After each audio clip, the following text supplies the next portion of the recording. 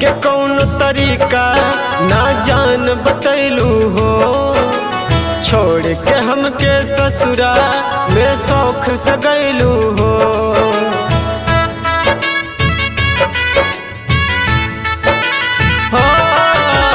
जिए के कौन तरीका ना जान बतैलू हो।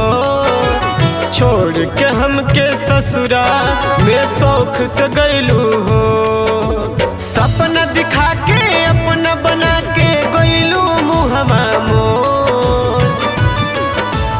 ए हो जान आँख से आंसू छलके जब रोवे दिलवा मोर। ए हो जान आँख से आंसू छलके जब रोवे दिलवा मोर।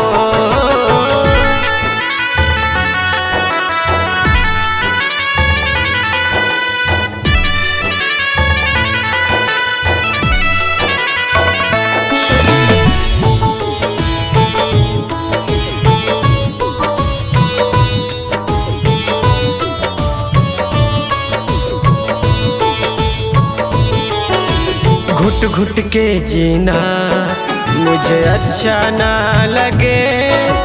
तेरे बिना ये जिंदगी मुझे सच्चा ना लगे।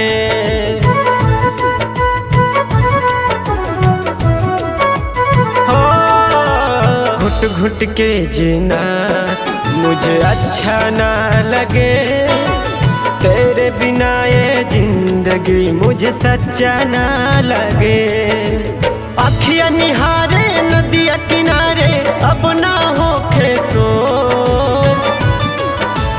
ए हो जान आँख से आंसू छलके जब रोवे दिलवा मोर। ए हो जान आँख से आंसू छलके जब रोवे दिलवा मोर।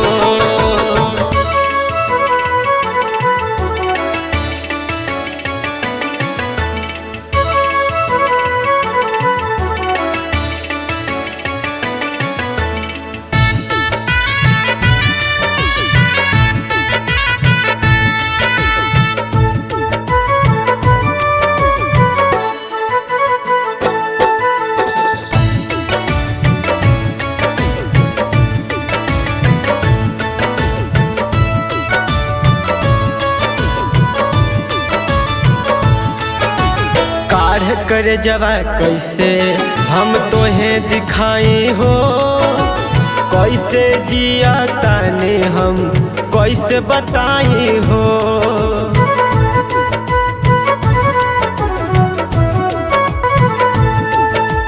काढ़ कर जवा कैसे हम तोहें दिखाई हो। कैसे जिया ताने हम कैसे बताई हो। अशोक दीपक भैले चोहर तकत बितेला भोर।